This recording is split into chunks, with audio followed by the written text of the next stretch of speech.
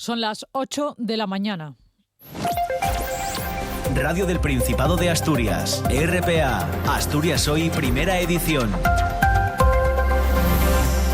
¿Qué tal? Muy buenos días. Mucha precaución a esta hora si van a circular por carretera. El temporal de nieve nos deja complicaciones en las vías asturianas. Ahora mismo no pueden circular ni camiones ni autobuses por el Güerna. Solo está permitido la circulación de coches por la autopista que une Asturias con León. En el puerto de Pajares también hay complicaciones por la nieve caída en las últimas horas. El puerto está cerrado a vehículos pesados. También en estos momentos no pueden circular ni camiones ni autobuses y solo pueden pasar coches con cadenas. Se requiere además cadenas para circular en 12 puertos de montaña de la red secundaria en Asturias.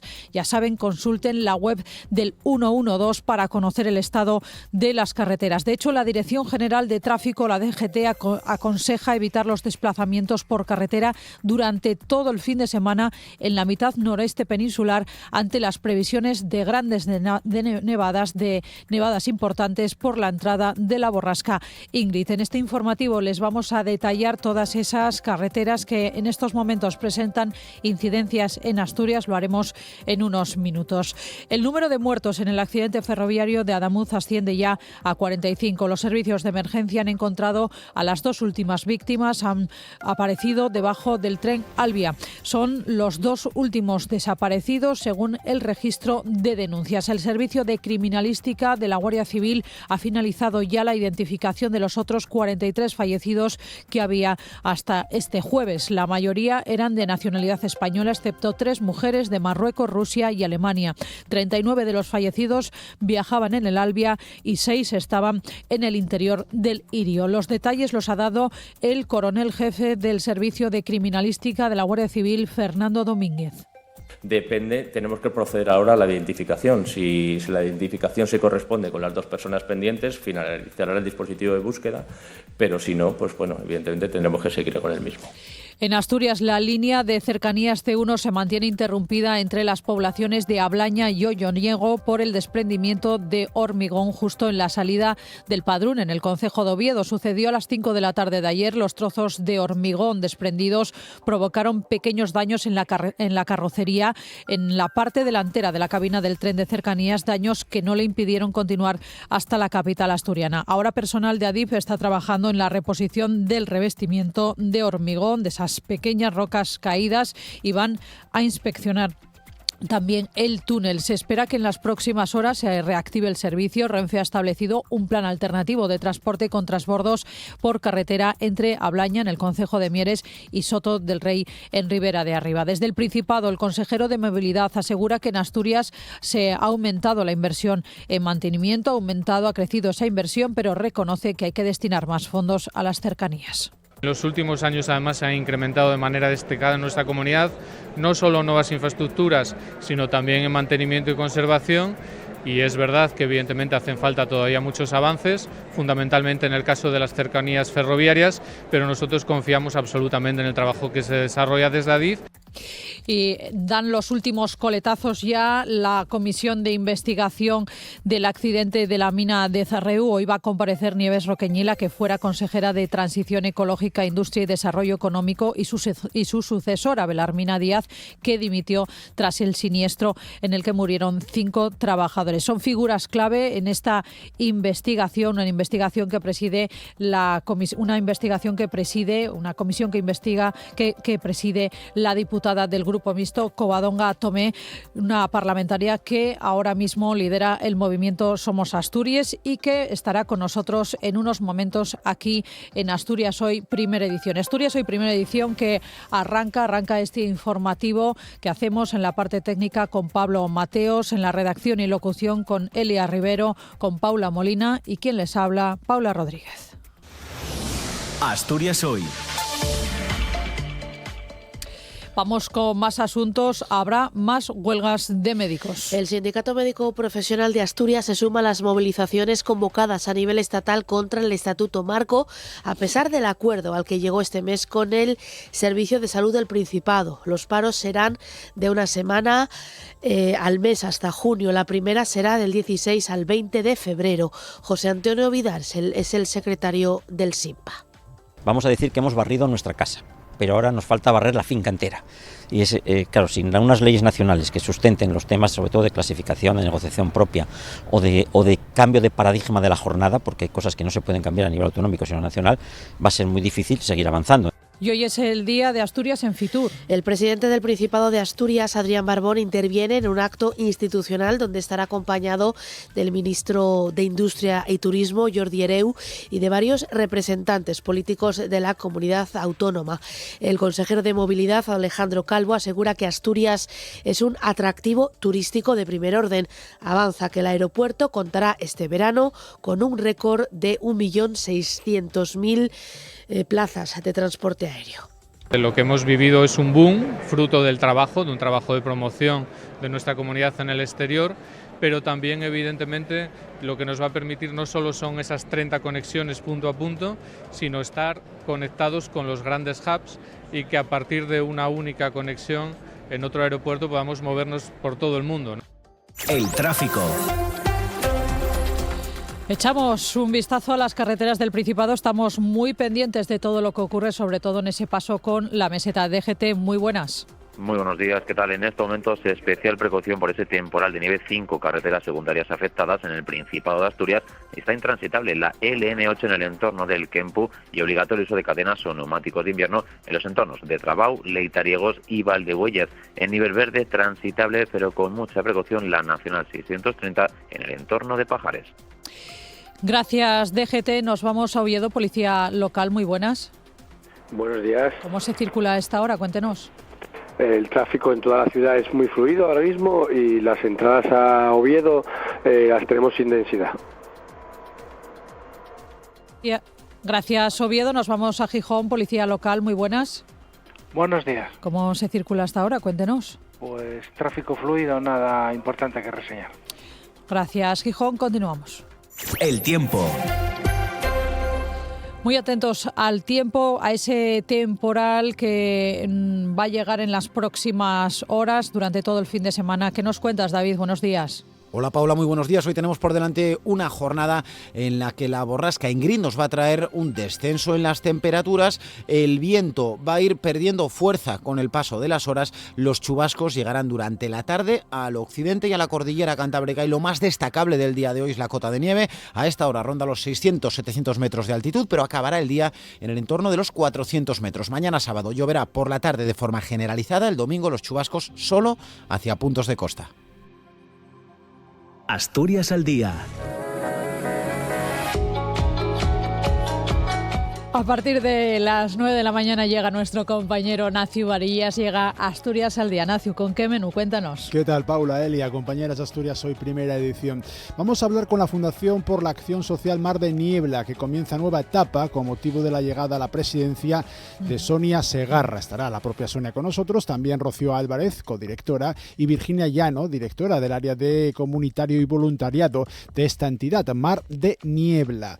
El Teatro Jovellanos acoge hoy viernes a las 7:30 el Festival de Solidaridad que organiza la Federación de Asociaciones Vecinales de Sisión, con actuaciones altruistas de varios artistas asturianos, entradas a 6 euros y el objetivo de ayudar en esta ocasión a la Fundación Pequeño Deseo, a la que irá destinada toda la recaudación. Nos lo van a contar María José Cuervo, vicepresidenta de la Federación de Asociaciones Vecinales de Sisión, y Camino Luna, que es la responsable de proyectos de Fundación Pequeño Deseo. Y vamos a acabar con filosofía. En tiempos de aceleración, de inmediatez, de tensión, cuando no directamente de agresión, en estos tiempos de falsos gurús, de manuales de autoayuda, nos paramos a charlar de filosofía con David Álvar González, profesor de esta materia de la Universidad de Oviedo, que acaba de publicar el ensayo Un mapa filosófico del mundo. Bueno, pues qué necesario, Nacio, la filosofía en estos tiempos que corren. Y parar a pensar un poquitín. Efectivamente. Que tengas buen día, Nacio. Muchas gracias. Están escuchando Asturias Hoy Primera Edición. A esta hora la circulación es complicada en Asturias por el temporal. La comunicación con la meseta presenta bastantes dificultades. La autopista del Huerna está cerrada para camiones y vehículos pesados y solo pueden circular turismos con neumáticos de invierno. La otra vía con la meseta también presenta complicaciones por la nieve caída en las últimas horas. El puerto de Pajares está cerrado a camiones y solo pueden circular coches con cadenas. Se requiere cadenas también para transitar por 12 puertos de montaña de la red secundaria.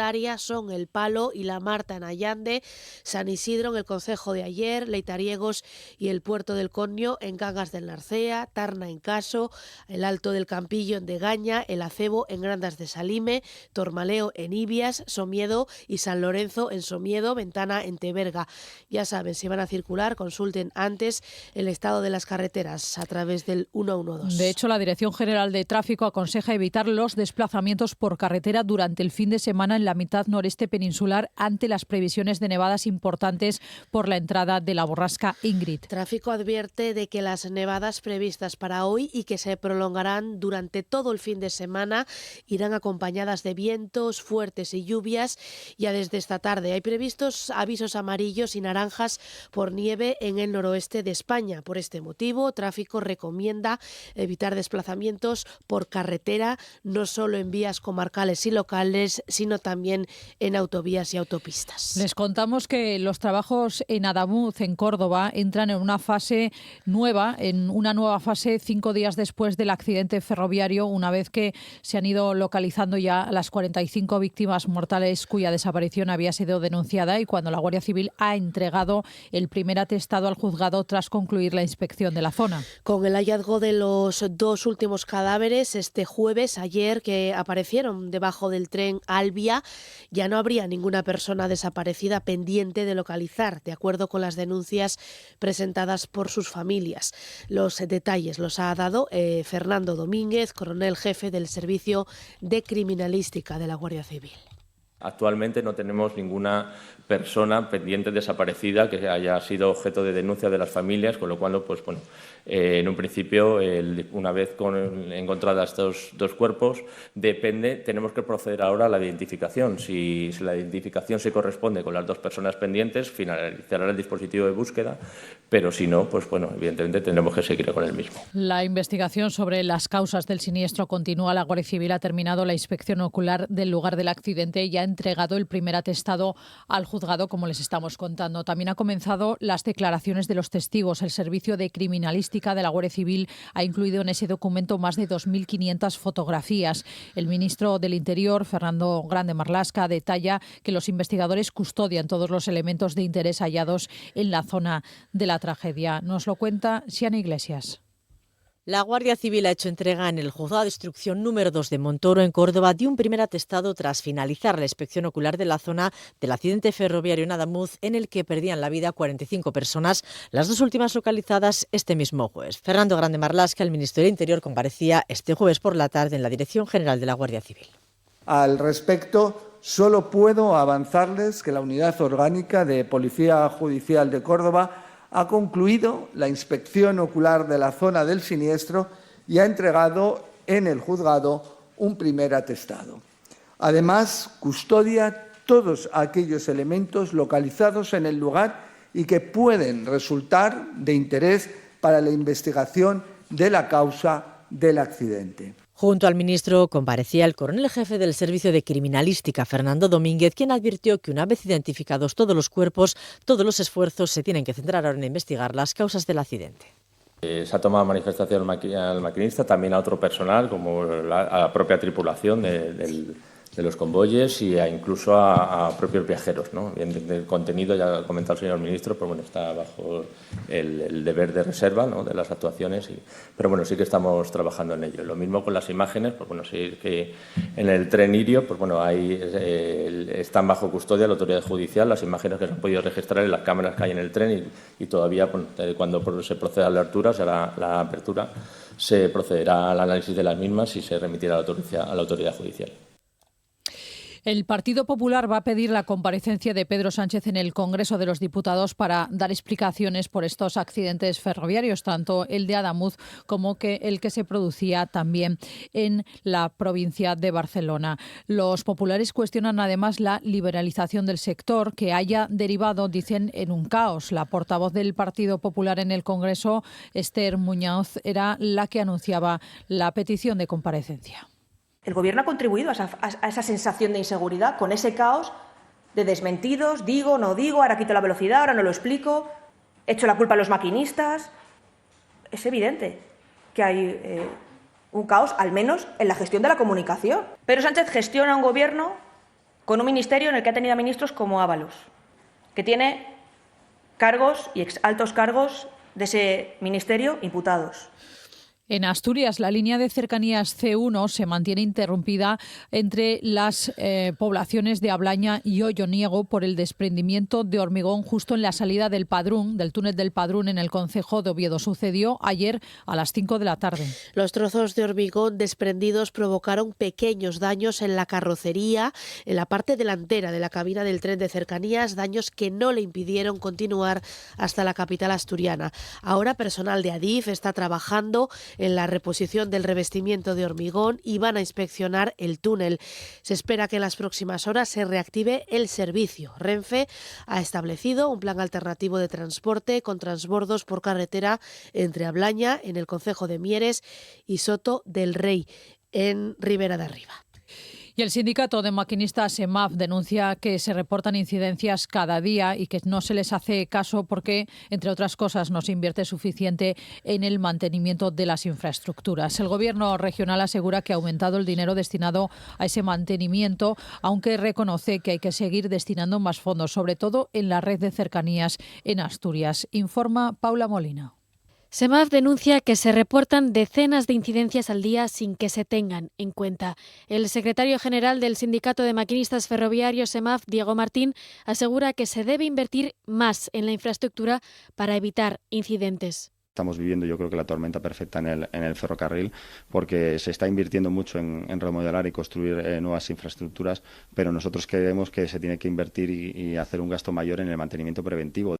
Desde el Principado, el consejero de Movilidad asegura que en Asturias ha aumentado la inversión en mantenimiento, pero reconoce que hay que avanzar sobre todo en cercanías.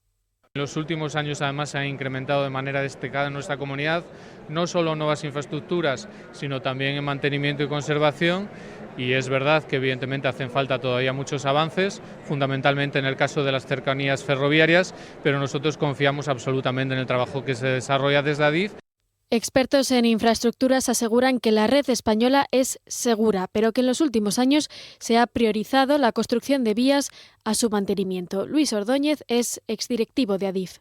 Realmente se deben cumplir, pero si resulta que hay una reducción por diferentes motivos presupuestaria de los gastos de mantenimiento de alta velocidad, es muy difícil que se cumplan a rajatabla los protocolos. Protocolos que pasan por mantenimientos preventivos, controles ultrasónicos o inspecciones visuales.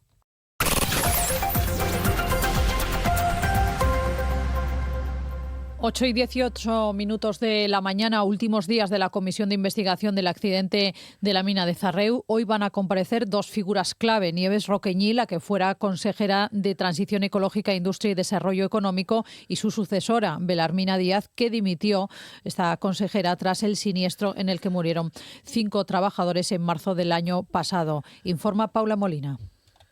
Ayer fue el turno de Enrique Fernández, el consejero de Industria, cuando se produjo el accidente de Zarreu en 2022. Aseguró que confiaba plenamente en la directora general de Minas, en Belarmina Díaz, y que solo se reunían para cuestiones relevantes como cuando le informó del accidente de 2022. Había unas competencias ampliamente delegadas, que en muchas ocasiones, yo creo que en la mayoría de ellas, ni siquiera requerían la autorización, firma expresa del consejero. Sí que recuerdo recibir información verbal en aspectos como el que le comenté, de que era un accidente que se había producido en la explotación, que había un carbón del cual había que investigar su procedencia. Fue en ese momento, no antes, cuando sospechó que había una extracción ilegal de carbón que se confirmaría más adelante. Pero reconoce que no se plantearon aumentar las inspecciones y precisamente en esa misma comisión, Mauro Rodríguez, el antiguo director general de Industria y Minería, señaló que en la inspección del Servicio de Minas no detectó las presuntas irregularidades, pero que tampoco comprobaron la relación entre Blue Solvin y Convail. Eso sí, considera complicado que con más inspecciones se hubieran descubierto pruebas que la empresa quería ocultar. Un técnico que lo que revisa es que se cumplan las medidas de seguridad, que se cumpla la ley de minas y que se cumpla, es probable, o muy probable no, estoy seguro que se le hubiese pasado. Luego la revisión jurídica que se hace, supongo que se revisarán escrituras, NIF, o sea, bueno, identificación, impuestos, pero leer la solicitud o la propia solicitud o los antecedentes de un proyecto, muy pocas veces se hace. O al menos esa es mi opinión personal. El próximo lunes los trabajadores de Mina Miura en Ibias cobrarán la primera de las 8 nóminas atrasadas. Para el 2 de febrero, el nuevo propietario de la explotación de Tormaleo, Fernando Martínez Blanco, se compromete a haberlas abonado todas. Sobre retomar la actividad, dice que se hará de forma progresiva. Sí, la idea es arrancar poco a poco a partir de finales de febrero o principios de marzo y contar también con los trabajadores de la subcontrata Adro. En las instalaciones de Villares, el comité de empresa expuso ayer a sus compañeros los planes del empresario. La idea es contar con todos, con los que trabajaban directamente para Carbones La Vega y también con los de la subcontrata. En total son 36 trabajadores. José María Pérez es el representante de Soma en el comité de empresa. Que iba a dar este primer paso, de adelantar algo para aliviar un poco la situación de las familias y que el día 2 además contaba con que toda la deuda estuviese pagada. Además nos explicó cómo iban a hacer los pagos, desde dónde se iban a realizar y todo nos pareció claro y concreto. Nos presentó un proyecto hace ya un par de meses en el que hablaba de aumentar la explotación de forma segura, con varios proyectos y aprovechando al máximo todas las concesiones que hay. Y la verdad que era un proyecto que estaba bastante bien. RPA, Asturias Hoy, primera edición. Vamos con más asuntos. Se lo contábamos en los titulares de este informativo. El Sindicato Médico de Asturias se une a la huelga indefinida convocada a nivel nacional por la Confederación Española de Sindicatos Médicos. Piden al Ministerio un estatuto marco propio que regule las peculiaridades de la profesión. El anuncio llega una semana después de que el SINPA convocara el paro autonómico al alcanzar un acuerdo con el SESPA. La huelga arranca el próximo 16 de febrero. Será una semana de huelga por mes. Estíbaliz Urquiola nos cuenta todo lo que ha ocurrido con esta huelga de médicos. Los avances alcanzados en Asturias, explica el sindicato médico, han sido importantes, pero ahora toca luchar a nivel nacional. Vamos a decir que hemos barrido nuestra casa, pero ahora nos falta barrer la finca entera. Y es claro, sin unas leyes nacionales que sustenten los temas, sobre todo de clasificación, de negociación propia o de cambio de paradigma de la jornada, porque hay cosas que no se pueden cambiar a nivel autonómico sino nacional, va a ser muy difícil seguir avanzando. En Asturias se anularon 514 operaciones en diciembre. Uno de los motivos principales fue la huelga de médicos, que duró 4 días. La que ahora se convoca será de una semana al mes hasta junio. La primera del 16 al 20 de febrero. Vamos a ver qué impacto tiene globalmente en España, qué impacto tiene aquí. Es decir, estamos peleando por cuestiones muy importantes y muy fundamentales. No tenemos interés los médicos en que se sigan produciendo daños a los pacientes. Lo que ocurre que, evidentemente, el planteamiento de la ministra es que le dan lo mismo a los pacientes. Le importan 3 pimientos los pacientes y le importan 3 pimientos las autonomías. Por su parte, la Consejería explica que el acuerdo firmado el 15 de enero entre el sindicato y el Servicio de Salud es una muestra de la capacidad del Principado para negociar. Asegura además que el SINPA ha programado un calendario de asambleas para trasladar a los profesionales los acuerdos alcanzados, por lo que entiende que no habrá una convocatoria autonómica de huelga y, aunque secunde la nacional, espera que el impacto sea más controlado. No obstante, llama a la responsabilidad de todas las partes para tratar de llegar a un acuerdo que paralice las movilizaciones. Mañana sábado, 1.897 aspirantes se enfrentarán al examen MIR en Asturias. En toda España se ofertan 12.366 plazas de formación sanitaria especializada. La prueba constará de 200 preguntas más 10 de reserva y tendrá una duración de 4 horas y media. Sí, de cara a la huelga convocada para el 16 de febrero, de la que les acabamos de hablar, la consejera asturiana de Salud, Conchita Saavedra, se compromete a no incluir de manera innecesaria a los MIR en los servicios mínimos. Les recuerdan desde la asociación MIR que estos profesionales son médicos en formación y no personal estructural. Y el Principado presentará en febrero una propuesta para reducir la jornada lectiva de los docentes mayores de 55 años. Es lo que se ha acordado en una reunión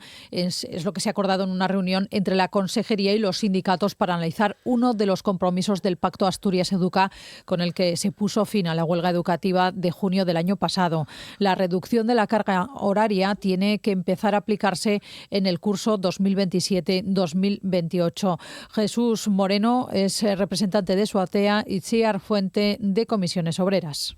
Tiene que llevar aparejada la contratación de profesorado. Tenemos un menor de 30 años por cada 7 mayores de 50, por tanto entendemos que ya tiene que ser esta medida una realidad, pero es que además también va a repercutir en una mejora de la calidad educativa, porque vamos a exigir y plantear que esto esté vinculado a la creación de nuevos puestos de trabajo. RPA, Asturias Hoy, primera edición. Hoy es el Día de Asturias en Fitur, en la Feria Internacional del Turismo. Está previsto que Adrián Barbón participe en las actividades del Día de la Comunidad. Estará acompañado del ministro de Industria y Turismo, Jordi Hereu. Uno de los grandes anuncios de estas jornadas es que el aeropuerto de Asturias contará este verano con un récord de plazas de 1.600.000 millones de transporte aéreo, de plazas en aviones. Es la mayor oferta de la historia del aeródromo asturiano. Al menos 8 compañías volarán este año desde el Principado, lo que supone conexiones a 250 destinos de todo el mundo. Entre los destinos directos internacionales hay 2 nuevos, Florencia y Oporto, y otro que se recupera, el de Dublín, gracias a la aerolínea irlandesa Aer Lingus. A nivel nacional, Asturias también aumenta su conexión con Madrid, Andalucía, con la Comunidad Valenciana y las islas. Alejandro Calvo, el consejero de Movilidad, explica estas nuevas conexiones. No solo la conectividad aérea, que evidentemente ahora mismo se encuentra en cifras históricas y que durante este año aspiramos a que siga creciendo. Lo que hemos vivido es un boom, fruto del trabajo, de un trabajo de promoción de nuestra comunidad en el exterior, pero también evidentemente lo que nos va a permitir no solo son esas 30 conexiones punto a punto, sino estar conectados con los grandes hubs y que a partir de una única conexión en otro aeropuerto podamos movernos por todo el mundo, ¿no? Con más de 350 destinos, ¿no? Y es algo que nos sitúa desde la periferia que supone Asturias, pues en el centro. Y seguimos hablando de conexiones aéreas porque Vueling va a reforzar la conexión entre Mallorca y Asturias durante el verano de este año. Tendrá entre 9 y 11 frecuencias semanales y 30.000 plazas adicionales. Asturias Hoy, primera edición. Noticias. Cambiamos radicalmente de asunto, les hablamos de lo que está ocurriendo estos días en el ámbito internacional. El presidente del Gobierno español destaca la firmeza demostrada por la Unión Europea ante las pretensiones del presidente de Estados Unidos, Donald Trump, sobre Groenlandia. Dice Pedro Sánchez que esta fuerza le ha obligado a dar un paso para atrás en las intenciones sobre este territorio. Para el presidente, el futuro de Groenlandia corresponde a su pueblo, a sus representantes y a Dinamarca. Creo que este Consejo Europeo envía al mundo los siguientes mensajes. El primero de ellos es el de la unidad y el de la solidaridad y apoyo a Dinamarca y al pueblo de Groenlandia.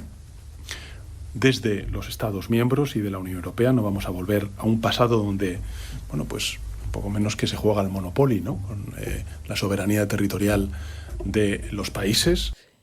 Y el presidente del Gobierno también ha anunciado que España ha decidido no participar en la Junta de Paz para Gaza promovida por el presidente de Estados Unidos. Sí, el país, Estados Unidos, presentó en ese foro económico de Davos un plan urbanístico para la región, mientras Israel continúa con los bombardeos y la población gazatí sobrevive entre ruinas, frío y la falta de alimentos. Estados Unidos ha presentado ese proyecto para la franja costera repleta de torres residenciales y hoteles en primera línea de playa, un gran puerto en el Mediterráneo y un aeropuerto ubicado en la frontera con Egipto. Pedro Sánchez asegura que no participará en la Junta de Paz para Gaza por coherencia y considera que el futuro de la franja pasa por la creación de un Estado palestino. Lo hacemos sobre todo y fundamentalmente por coherencia, por una política consistente que hemos venido desplegando por parte del Gobierno de España, y es evidente que esta Junta está fuera del marco de Naciones Unidas y, por cierto, no ha incluido a la autoridad palestina. No nos olvidemos, el futuro en su conjunto de Palestina debe dirimirlo los palestinos, y también el futuro de su coexistencia pacífica y segura con Israel deben dirimirlo fundamentalmente Israel y Palestina en un proceso dialogado que implemente la solución de los dos estados, que permita la entrada de la ayuda humanitaria y que, por supuesto, garantice la paz entre ambos países. Estos días, Mohamed Safa, oftalmólogo y escritor palestino, está presentando en varios puntos de Asturias su último ensayo, el cuarto, titulado Gaza, un genocidio televisado. Hoy lo presentará en Llanes y mañana en Ribadesella. Un análisis, una reflexión de la que vamos a hablar con el propio Mohamed Safa, con el propio autor, en los próximos minutos aquí en RPA. Nos escucha ya Mohamed. ¿Qué tal? Buenos días. Hola, muy buenos días. Acabamos de decir en esta introducción que esta Junta de Paz nace con controversia porque algunos países temen que se busque rivalizar, suplir al papel que debería jugar Naciones Unidas. ¿Qué opina usted de este último movimiento de la administración republicana? Esto no es algo teórico, es prácticamente suplantar el papel de las Naciones Unidas y dejarla como un organismo sin funciones. Estamos ante un mecanismo nuevo, de una mentalidad nueva que se rige. Hemos dejado las reglas y las doctrinas que se han establecido después de la Segunda Guerra Mundial y ahora la única forma establecida es el poder. Y a mí me preocupa porque a mí la Franja de Gaza ahora se ha convertido como si fuera una zona que se pretende hacer lo que se llama estabilidad. Que el problema de la Franja de Gaza es un foco de inestabilidad y por tanto querían solucionar el conflicto y renuncia al papel, a la condición de la Franja de Gaza, al pueblo palestino, que es un pueblo ocupado que está luchando para acabar con una ocupación. Y por lo tanto es un movimiento libertario, movimiento de liberación, una reivindicación del derecho de un pueblo a ser libre, a una cuestión dentro de la doctrina política de la estabilidad política.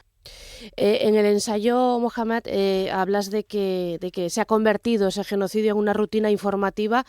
¿Pasa siempre con este tipo de conflictos? En el caso de Gaza, la anestesia que sufrimos los ciudadanos que vemos día a día, la situación se ha vuelto más flagrante. Esta es justo la novedad en este genocidio, cuando para mí se han roto muchos de los esquemas mentales sobre nuestra concepción sobre los genocidios, sobre los crímenes en general. Es decir, los crímenes siempre ocurren a escuras, en el tiempo más corto, y se intenta invisibilizarlos, porque visualizar un conflicto se convierte en una protección, por lo menos para las víctimas. En el caso de los palestinos contrasta que los palestinos sabían que van a ser asesinados y al mismo tiempo sabían que todo el mundo lo sabe. Por lo tanto, llegaron a una conclusión devastadora, que no solamente el crimen es posible, sino el genocidio es inevitable.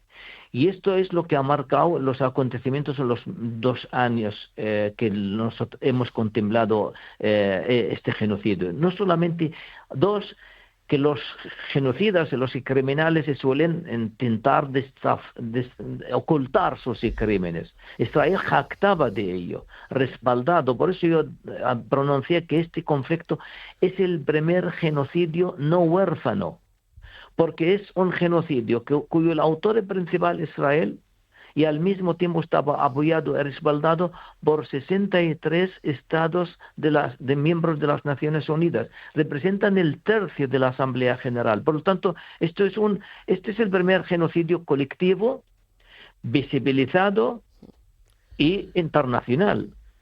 ¿Cuánto de complicidad hay en la resignación, Mohamed? Porque es una pregunta también que se hace en este ensayo que presentas en Asturias. Yo no sé hasta qué punto podemos valorar la conducta de las sociedades. Es obvio que hay un apoyo directo al Estado genocida del Estado de Israel. Y nosotros no hemos tenido, nuestra voz nunca fue escuchada, nunca el dolor palestino se ha valorado. Volvemos a una visión darwinista de una jerarquización de la sociedad. No es lo mismo matar a un palestino que matar a un israelí. Dices también que por mucha información que trascienda, que nos llegue, nunca vamos a poder ser conscientes de la magnitud real de la tragedia. Es un poco paradójico que por un lado estemos asistiendo a una información sobre información, sin que se entienda en término peyorativo ni mucho menos, pero que por otro lado toda esta información no nos permita ser conscientes de la realidad. O sea, por un lado tenemos mucha información,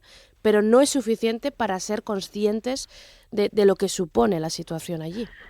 Lo comenté que nosotros, a pesar de todo lo que sabemos, no alcanza ni el 10% de la magnitud de lo que ha pasado. La Franja de Gaza se ha convertido totalmente en escombros y necesitamos años para rescatar estos escombros y volver a dotarla de algún elemento de vida. Porque es el plan eliminar todos los elementos de la vida para llegar al objetivo principal desde el primer momento cuando empezó este genocidio, expulsar, que es la limpieza étnica de la población palestina. Bueno, pues Mohamed Safa, gracias por atender la llamada de la radio autonómica. Me gustaría haber cerrado la entrevista con otro tipo de mensaje, pero bueno, es demoledor, es totalmente un futuro bastante desolador, pero bueno, por lo menos hemos arrojado luz y ha aportado otro análisis. Gracias, Mohamed. Muchísimas gracias. Gracias, buen día. Están escuchando Asturias Hoy, primera edición. 8:35 de la mañana, como les estamos contando, estos son los últimos días de la Comisión de Investigación del accidente de la mina de Zarreu.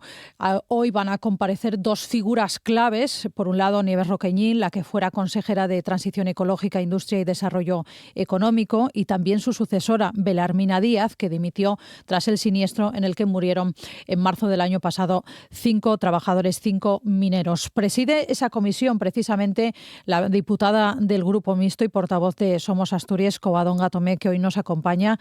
Covadonga Tomé, muy buenos días. Hola, buenos días. Le agradecemos que nos atienda. Sabemos que además esa comisión hoy comienza a las 10 de la mañana, así que sabemos que después de estar aquí se va a trasladar directamente al Parlamento para presidir esa comisión, para estar presente en esa comparecencia que, como decimos hoy, estarán presentes dos figuras claves en todo esto, como es Nieves Roqueñí, la que fuera consejera de Transición Ecológica, Industria, y su sucesora, que precisamente dimitió, Belarmina Díaz, después de todo aquel accidente. ¿Qué espera de estas declaraciones, de esta comparecencia? Pues es difícil decir lo que esperamos a estas alturas. Para empezar, llevamos tanto tiempo con comparecencias que yo ayer mismo me preguntaba si no estamos alargándolo demasiado, si no está perdiendo, no interés, porque la gente, yo entiendo que tiene interés en saber lo que pasó, pero es verdad que agota, ¿no? Un proceso tan largo. En cualquier caso, ahora, y a partir de ayer sobre todo, empiezan comparecencias de las que esperamos tener más información veraz sobre qué era lo que ocurría dentro de la Dirección General de Minas, dentro de la Administración, dentro de la Consejería, en cuanto a la vigilancia sobre una mina que en 2022 había tenido ya un accidente mortal con un herido grave, y qué cosas se hicieron o no se hicieron de manera que pudieran o no tener repercusión en lo que ocurrió nuevamente en 2025, que es un accidente otra vez, y en este caso con 5 fallecidos, ¿no? Se trata de eso la comisión. Nieves Roqueñí fue efectivamente consejera del ramo hasta su cese, y la sucedió Belarmina Díaz. Justo en el marco temporal en el que estamos trabajando en la comisión, que es entre 2022 y 2025, fueron las dos consejeras, menos un periodo muy breve de Enrique Fernández, y entendemos que tendrán que, y era pues que aclarar. Y y Belarmina Díaz, además, directora general, efectivamente, en todo este tiempo. Luego se les presupone un conocimiento exhaustivo de todo el funcionamiento de la Dirección General, de la Consejería, del entorno de la minería en Asturias, y esperamos que puedan darnos respuestas claves sobre qué papel jugó la Administración, que al final es de lo que se trata la comisión de investigación. Después, la semana que viene, comparecerán también empresarios que probablemente tengan bastante que decir, efectivamente, sin olvidar que es un proceso que está judicializado y que en algunos casos, bueno, pues rehúsan contestar con ese argumento que, bueno, es muy, muy legítimo y muy respetable. Hasta ahora, ¿cuál ha sido la comparecencia más interesante, más útil de todos los que han pasado por esa comisión, que han sido bastantes? Han sido muchísimos. Ha habido comparecencias, por ejemplo, de alguna gente del medio natural que habló alto y claro de una serie de denuncias que ya había hecho por otras vías y que fue muy clarificador. Ayer, porque hay comparecencias que son muy significativas por lo que dicen y otras por lo que no dicen. Entonces, ayer, por ejemplo, que estuvieron en la comparecencia un exdirector general que dijo cosas muy interesantes, y después un ex consejero, Enrique Fernández, y un exdirector general, ex viceconsejero, ex consejero, Isaac Pola, que yo creo que fueron dos comparecencias muy a tener en cuenta, probablemente por lo que no dijeron, o por lo que no sabían, o por lo que nunca vieron, o por lo que no tenían conocimiento de, o porque no conocían absolutamente a nadie dentro del mundo de la mina en Asturias, o porque de alguna forma utilizaron sus comparecencias para deslizar la responsabilidad siempre hacia otros lugares, nunca hacia ellos mismos, ¿no?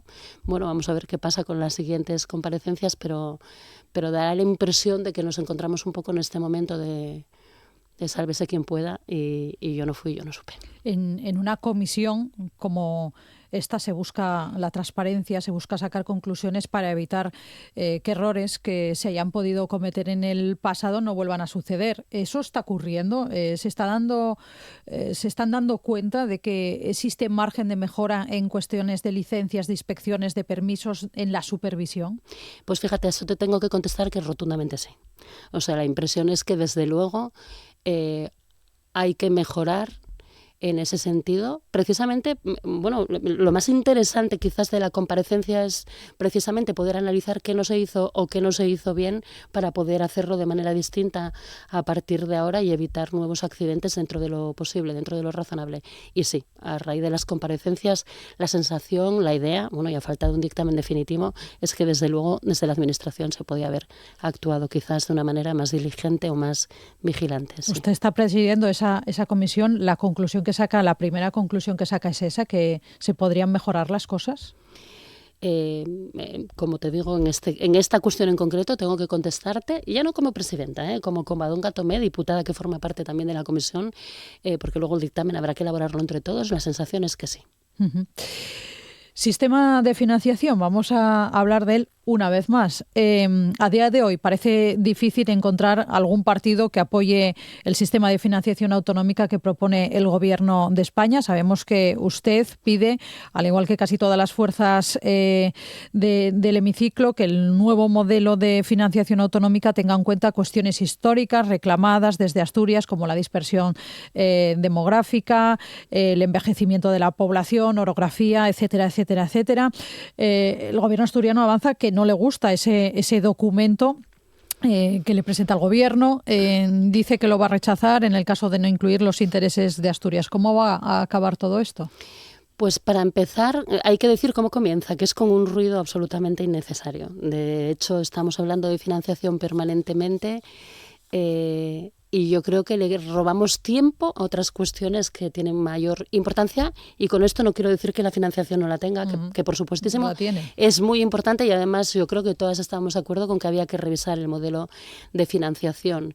Y efectivamente decías que ningún partido está de acuerdo, pero es que ningún partido, ni siquiera el propio partido socialista del Gobierno, ¿no? El Partido Socialista, que bueno, si al principio navegó un poco más o fue menos expresivo, ¿no?, en cuanto a la financiación. Ahora parece que definitivamente ha dicho que no va a aceptar este modelo tal y como está planteado actualmente. Ya veremos.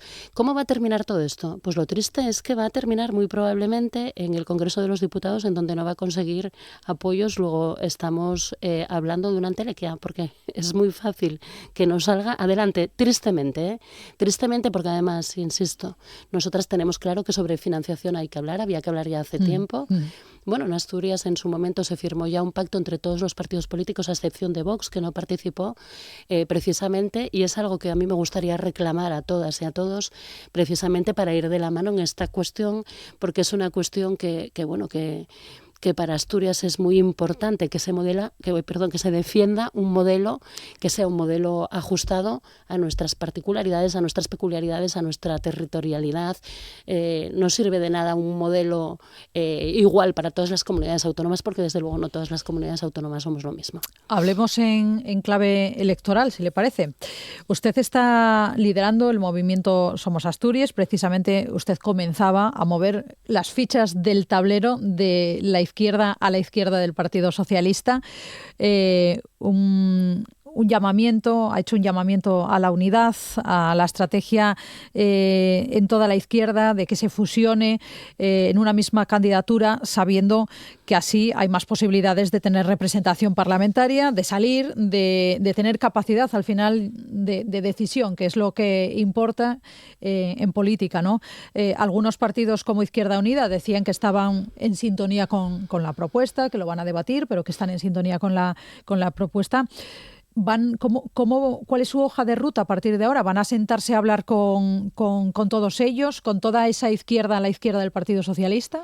Esa es nuestra intención, y de hecho, antes de hacerlo público, lo primero que hicimos fue mandar una invitación a todos los partidos de la izquierda alternativa.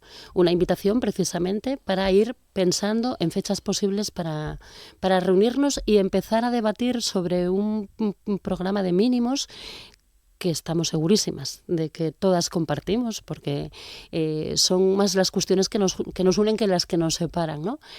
Y a partir de ahí ir construyendo. Y ir construyendo además desde la base, desde los cimientos, porque no creo que haya una manera alternativa de que esto funcione, no hay otra manera posible. De forma que la hoja de ruta, como digo, comenzó con ese lanzamiento, esa invitación, que todas las fuerzas recogieron, además, unas con más entusiasmo, otras con menos, pero todas recogieron. Y a partir de aquí, es verdad que la mayoría nos dijeron que trasladarían a sus órganos respectivos la propuesta para debatirla y dar una respuesta.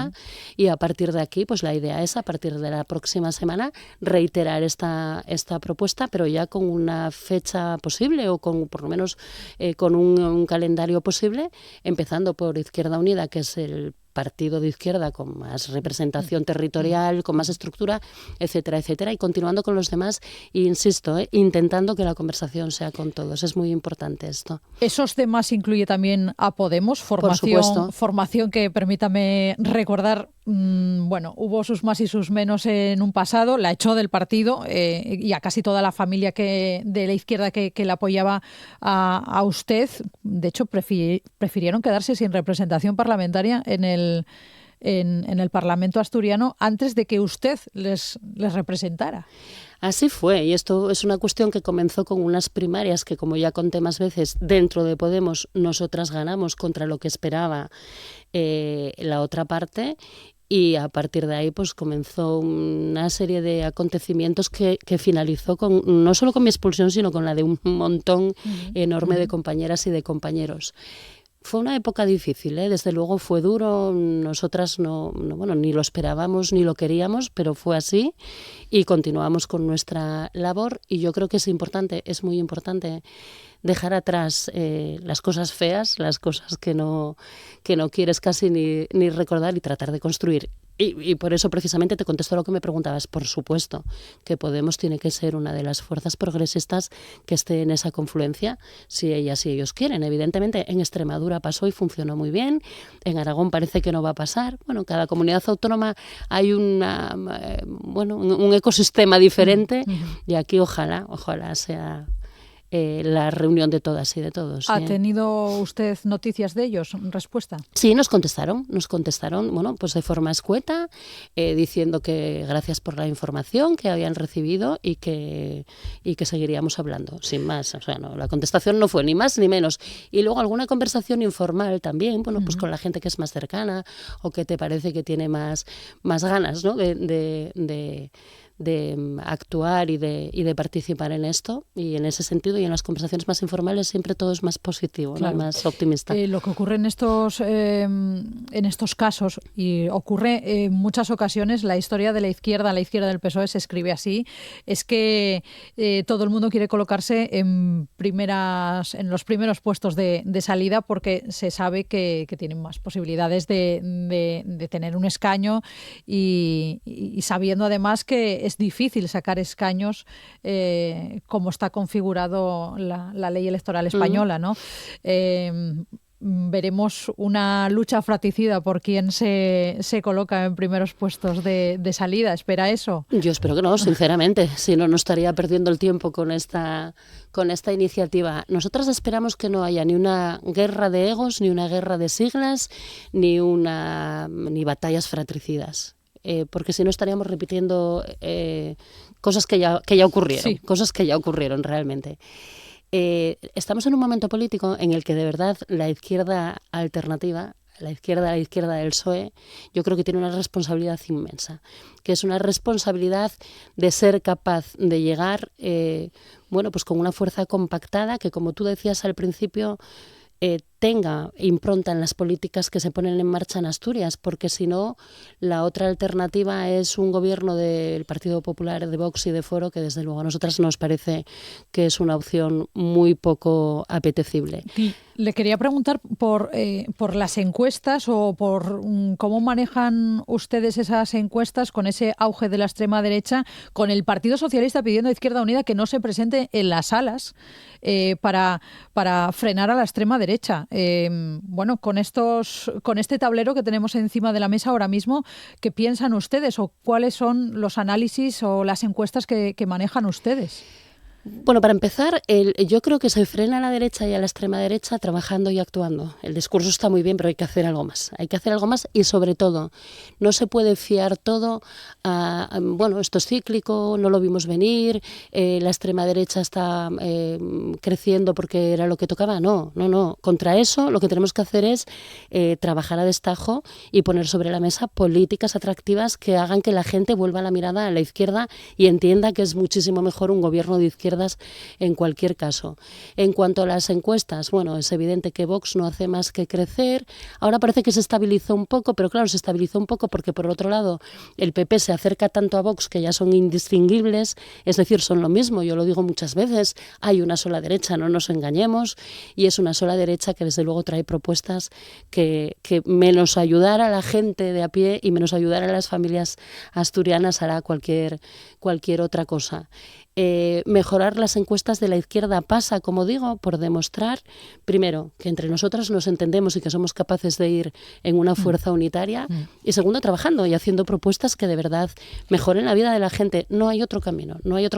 Luego es verdad que el discurso está ahí, que hay que saber transmitir los mensajes, que es algo sobre lo que deberíamos reflexionar mucho, porque creo que estamos fallando. Hay que hacer autocrítica también, sin duda. Quiero hablarle de dos asuntos muy rápido porque se me va el tiempo. Uno que preocupa muchísimo a los asturianos, y son las listas de espera sanitarias. Sabemos además que usted es médica, que conoce muy de cerca todo lo que está ocurriendo. 22.400 personas esperando a día de hoy en Asturias por una operación. Han aumentado también la espera para una primera consulta, para ver al especialista. ¿Qué ha ocurrido para que ese plan de choque anunciado por el Gobierno de Asturias no haya dado resultado? Bueno, ocurren varias cosas. Una de ellas, que la demanda crece exponencialmente. Otra, que cuando se habla de listas de espera se habla siempre cuantitativamente, es decir, tenemos números en bruto, pero no cualitativamente. No es lo mismo estar esperando por una cosa que por otra. Entonces eso también, conocer más a fondo, tener más datos sobre las listas de espera cualitativamente, quizás nos ayudaría a racionalizar. hay una huelga de médicos que también está en este momento, una huelga además absolutamente legítima y absolutamente necesaria, porque es verdad que están reivindicando cuestiones laborales. Bueno, yo me sumo también, porque aunque en este momento no esté en activo, desde luego son cuestiones absolutamente razonables. Y luego la actividad por la tarde, el flujo de pacientes entre diferentes hospitales para descongestionar uno y optimizar los recursos de otro, la mejora de la atención primaria, todas estas cuestiones que de verdad ayudarían a que poco a poco las listas de espera vayan disminuyendo, no se están haciendo con suficiente agilidad ni suficientemente bien. Y sobre lo que está ocurriendo últimamente con los trenes en España y sobre lo que ha ocurrido, por ejemplo, ayer con un desprendimiento de unos trozos, unas piedras de hormigón sobre las cercanías en Asturias. ¿Cree que se debería hacer una revisión de toda la infraestructura asturiana? ¿Es suficiente la inversión que se está produciendo sobre las cercanías? Pero sin ningún tipo de duda. De hecho, es algo que estamos reclamando desde hace tiempo. Una red de cercanías que sea una buena red de cercanías, porque además, bueno, nosotras en concreto entendemos que el tren es una forma de movilidad ecológica, económica, sostenible, y que ojalá tuviésemos una buena red de cercanías. Sin duda en Asturias, en el resto de España, bueno, pues desconozco la situación con más detalle, pero en Asturias hace falta una revisión, una renovación de las máquinas, de las vías, de la plantilla, etcétera, para que podamos tener una red de cercanías como Asturias se merece, para poder ir de una punta a otra de la comunidad autónoma y para poder favorecer esa cohesión territorial, ¿no?, de la que tantas veces hablamos. Covadonga Tomé, diputada del Grupo Mixto en la Junta, portavoz de Somos Asturias. Muchísimas gracias, muy buenos días. Muchísimas gracias a vosotras y muy buen viernes. Gracias. En Asturias Hoy, primera edición, Deportes. Vamos con la información deportiva que nos trae Fernando García de Dios. Muy buenas. ¿Qué tal, Paula? Buenos días. Thiago Fernández ya está en Asturias. El extremo argentino llegaba ayer a la capital asturiana para convertirse en el tercer refuerzo del Real Oviedo en el mercado invernal. El extremo de 21 años llega cedido por el Villarreal y finalmente ocupará ficha del primer equipo. Le dejaría su sitio Oyer Luengo, que pondría rumbo al Burgos. En lo deportivo, el equipo seguirá esta mañana preparando a las órdenes de Almada el partido del domingo a las 4:15 en el Camp Nou frente al Barça. En declaraciones a esta casa, el técnico uruguayo habló de la figura de Santi Cazorla. Indudablemente uno siempre se cuestiona, no solo él, sino algunas otras variantes que podemos hacer, siempre buscando el crecimiento del equipo. Así que, nada, en cualquier momento nos va a dar su talento, más allá de las intensidades que indudablemente hoy se juegan. Él nos puede aportar mucho desde el punto de vista futbolístico, sobre todo con la pelota, ¿no? En cuanto al Sporting, el cuadro gijonés tiene un nuevo jugador. Se trata de Andrés Ferrari, delantero uruguayo que también puede actuar como extremo diestro y que estará en calidad de cedido por el Santrudense belga hasta final de temporada. Aún no estará para el partido de mañana a las 6:30 frente al Mirandés en el Molinón. Un encuentro del que desconfían desde el vestuario. Eric Curbelo es defensa de los rojiblancos. Yo personalmente estos partidos no me gusta porque parece que hay que dan ya el partido por ganado y todo el mundo se pone como más nervioso, y creo que es un partido muy difícil que va a costar ganar y que o estamos todos al 100% o va a ser muy difícil. En Primera Federación Masculina, el Avilés recibe al Lugo el domingo a las 6:15 con la duda de Borja Granero y las bajas de Cueto y Viti. En categoría femenina, duelo por la permanencia para el Oviedo, que visita al filial del Atlético de Madrid el domingo a las 5. En Segunda Federación se adelanta para mañana un partido con representación asturiana para las 4, en el que el Vetusta defenderá su primer puesto en el Requesión frente al Coruxo.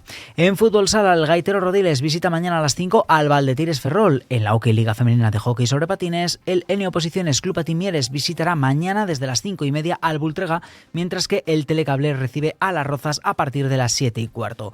En balonmano, el Lobas Global Ataque Oviedo juega en la pista del Sar Colores Zaragoza mañana desde las 6:15 en partido correspondiente a la División de Honor Oro Femenina, mientras que en plata masculina, el Confía Base Oviedo recibe este sábado a las 6:30 al Benidorm. Y mañana a las 5:30 el Badminton Oviedo y el Astures se verán las caras en forma de duelo autonómico correspondiente a la División de Honor. Laura Álvarez es una de las jugadoras del Club Carballón. Con muchísimas ganas de volver a jugar en casa, ya que toda la ida la tuvimos fuera, y me hace mucha ilusión poder tener la oportunidad de jugar contra Asturias y un derbi asturiano en la máxima categoría de nuestro deporte. Pelayo Lucas Pinto defiende los colores del bádminton astures. Venimos, sí que es verdad, de una derrota contra el actual líder de la liga, pero también es verdad que hemos tenido otras confrontaciones como la de San Fernando, en la que hemos encontrado pues la victoria y afrontamos por eso con muchas ganas este encuentro. Asturias Hoy, en clave económica. Vamos a conocer cómo vienen los valores con Eloy Calzón de Renta 4 Gijón. Eloy, buenos días. Hola, ¿qué tal? Muy buenos días. ¿Cómo cerramos la semana? Bueno, pues de momento tenemos una apertura ligeramente negativa en los futuros europeos tras 2 sesiones consecutivas al alza en Wall Street, recogiendo pues una relativa mayor tranquilidad, ¿no? Podríamos decir, en el ámbito geopolítico tras ese principio de acuerdo entre Trump y la OTAN, ¿no? Sobre el futuro de Groenlandia, en general de la región ártica, aunque está claro que faltan todavía muchísimos detalles por definir, y prueba de que todavía pues la incertidumbre se mantiene elevada es ese nuevo máximo histórico que veíamos ayer también en el oro, ya prácticamente en los $5.000 la onza, acumulando pues una subida del 8% en la semana, que se suma a la subida del 65% también del año pasado, y que constituye pues está claro una clara señal, ¿no?, de que la incertidumbre pues todavía va a persistir, ¿no?, en las próximas semanas, meses, a buen seguro. Bueno, pues lo iremos viendo. Eloy, muchas gracias, que tengas buen fin de semana. Muy bien, un placer igualmente. Y se lo decíamos al principio de este informativo, mucha precaución si van a circular por carretera. La autopista del Huerna está abierta solo para vehículos ligeros, ni autobuses ni camiones pueden circular por ahí. Mantengan toda la información disponible, está en el 112 Asturias. Nosotros nos vamos, seguimos con más información a partir de las 10 de la mañana en los boletines horarios de esta casa. Nosotros volvemos el lunes como siempre.